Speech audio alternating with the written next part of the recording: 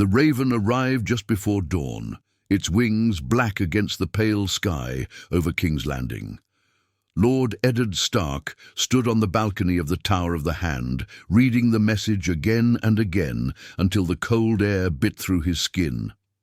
Jon Arryn was murdered. That much he knew, but the letter brought more than confirmation. It brought clarity. Lysa had warned him, but the true warning was hidden between the lines. And Ned finally was listening. Ned Stark had always believed in honor.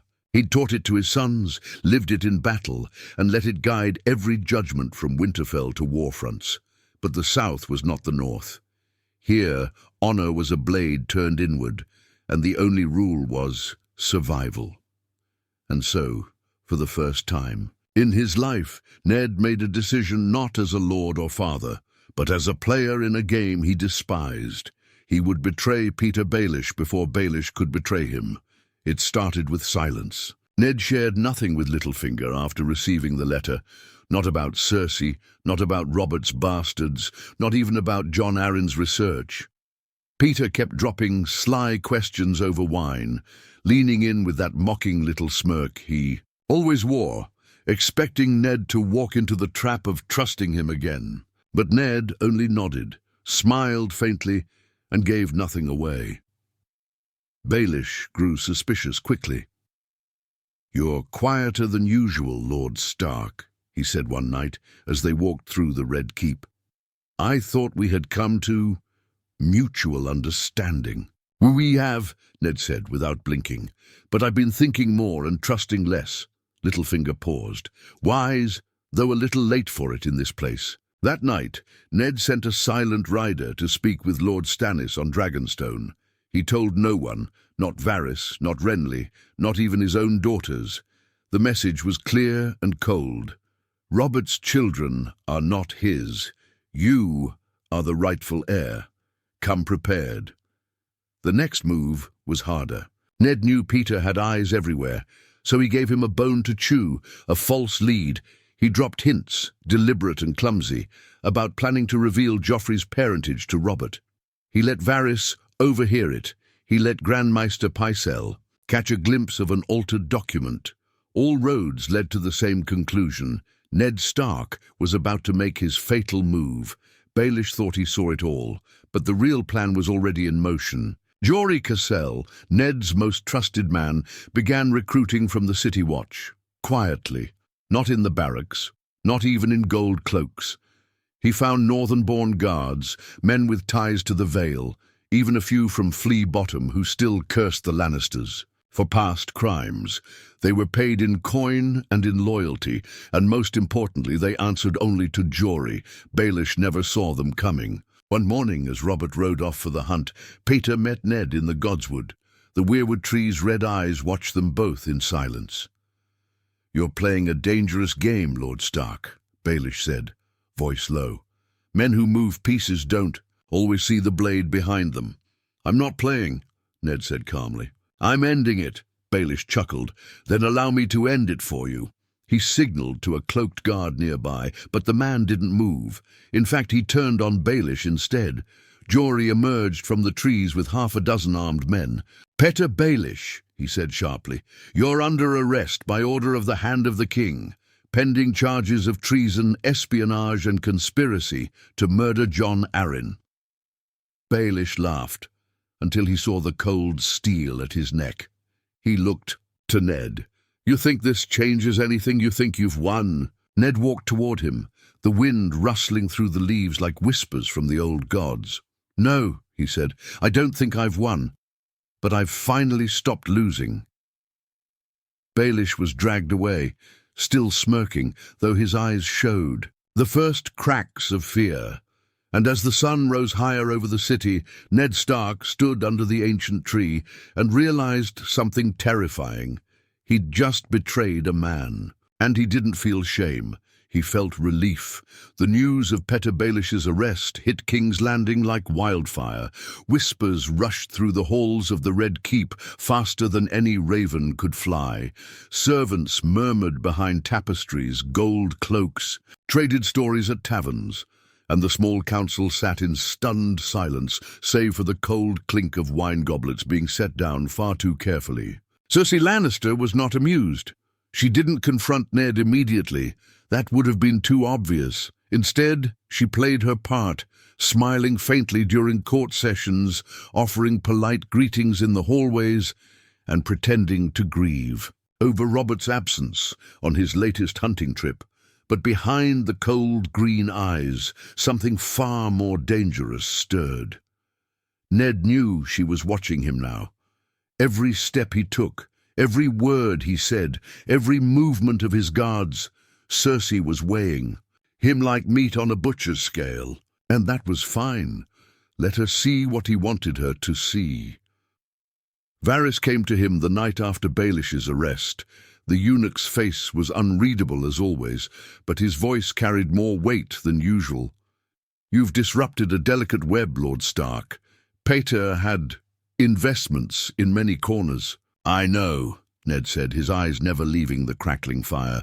"That's why he had to be cut out." Varys sat down without invitation, folding his hands neatly in his lap. "And what do you intend to do now that he's out of the picture?" Ned turned to look at him. "You already know what I intend. You knew it before I did." Varys hesitated for a fraction of a second. "Stannis." Ned nodded. "Robert is not coming back from that hunt alive. We both know it." Varys's voice dropped, softer than smoke. "Do you truly believe he will fall by accident?" "No," Ned said flatly. "I believe Cersei has already decided his fate. I just made her move sooner. There was silence, but it wasn't empty. It was thick with consequences." "She won't go down without blood," Varys finally said. "If Stannis comes, he will bring fire. And if Joffrey stays, there will be madness." "There's no good end," Ned said. "Only the least wrong one." Outside, the bells of the Great Sept rang for evening prayers. Ned's daughters were kept safely inside the Tower of the Hand, under guarded watch. He told Sansa only that Baelish was gone because he'd done dishonorable things. Arya didn't need to be told anything. She'd seen the man's snake eyes and never trusted him. 2 days later, Robert's hunting party returned. The king was pale, drunk, and bleeding. The boar had gutted him, slashed through his leg and belly.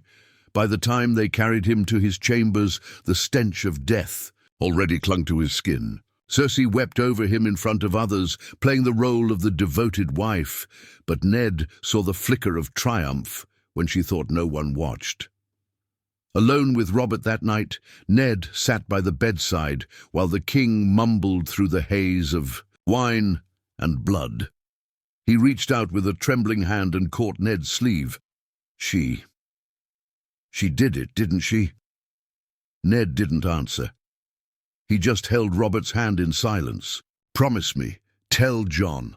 I loved him, like a son." "I will," Ned whispered. "Rest now, my friend." Robert Baratheon died before dawn. The court plunged into chaos. Maesters rushed to prepare a royal proclamation. Cersei locked herself in her chambers with Joffrey. And Ned, calm amid the storm, made his final move. He summoned Renly Baratheon and Sir Barristan Selmy privately and handed them a sealed letter, written in Robert's shaky hand, but finished by Ned's. It named Stannis Baratheon as Lord Protector of the realm until Joffrey came of age, though Ned knew the boy had no claim to begin with. He had chosen the lawful king, the rightful king. Renly looked torn. "You know Stannis won't accept compromise. He'll bring war." "Let him," Ned said, "but it will be war with truth on our side." Renly hesitated, then nodded. "Then we move now." But the war didn't wait. That evening, before the letter was read in court, Cersei struck. She summoned Ned to the throne room under false pretenses. When he arrived, Joffrey sat smugly on the Iron Throne, Robert's crown already on his head. And behind Ned, the gold cloaks, those once loyal, suddenly turned. But Jory Castle was ready. Steel clashed as blades were drawn. Screams echoed through the marble halls. Blood stained the red carpet leading to the throne. And in the chaos, Ned realized one thing. He had outplayed Baelish, but now he'd declared war on the Lannisters, and they were far more dangerous than a single liar.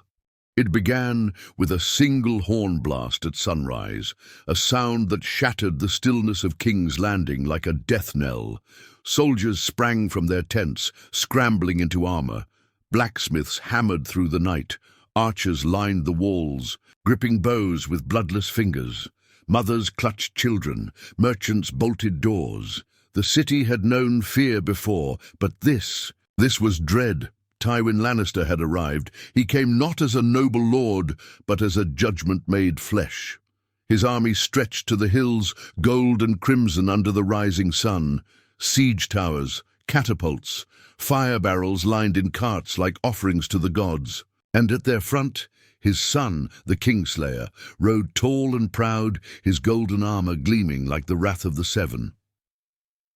Inside the Red Keep, Ned Stark stood in the war chamber, surrounded by Renly, Davos, and Ser Barristan Selmy.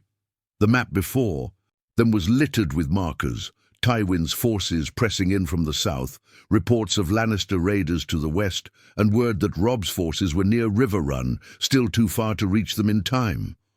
They'll test the walls by nightfall. Ser Davos said grimly. They want us to break, Renly added. A few fire barrels, a few burning homes, the city riots, then the gates open from the inside. They underestimate the people, Ned said. They always underestimate the poor, Davos said. But how long can we ask them to hold while kings play games? Ned stared at the map. Every choice led to blood. But there was one terrible, desperate path he hadn't dared consider, until now. That afternoon, he went alone to the black cells beneath the Red Keep, past traitors and madmen, past the stench of rot and hopelessness, to a solitary cell, where Cersei Lannister sat behind iron bars. She looked up with a crooked smile. Come to beg. No, Ned said. I came to offer you a choice. She laughed, low and bitter. How noble. I hand you and your children over to Stannis. You stand trial for treason and incest. Or... He paused. You convince Tywin to pull back, leave the siege, take your house and your war with you. Cersei blinked. Then she stood and walked to the bars. You think he'll listen to me? You think my father fears for me? No, Ned said, but he fears for your children, and they're still alive. She said nothing. If Tywin breaks, the city, Ned continued, I won't be able to protect them. Stannis will show no mercy, not to Joffrey, not to Tommen, not to Myrcella, but if you make him back down, I will give them safe passage to Casterly Rock, with guards, with dignity. Cersei stared at him as if seeing a stranger. You'd lie to the world, bend the knee to Stannis, fight this war, and still protect my children? Ned didn't blink. They are children. They didn't choose your lies. They deserve a chance to grow up. For the first time, her voice cracked. And Joffrey? Ned's eyes hardened. Joffrey is no longer king. What happens to him depends on how far your father pushes this war. She looked away. By nightfall, a white banner was raised from the Lannister side. It shocked the city, confused the soldiers. But it happened. Tywin had agreed to a parley. The next morning he rode to the gates under guard. Not with bluster, not with roaring threats, but with calculation. Ned met him face to face on the walls, surrounded by bowmen, swordsmen and Stannis' emissaries. There was no smile, just cold steel between every word. Withdraw, Ned said. Take your banners, take your war. The city belongs to Stannis by law and blood. Tywin didn't blink. And what's stopping me from turning it to ash, Lord Stark? Ned nodded toward the tower where Cersei and her children watched behind barred windows. They're alive. For now, silence. Then Tywin turned his horse without another word. Within a week, the Lannister army withdrew. No one knew what words were truly exchanged.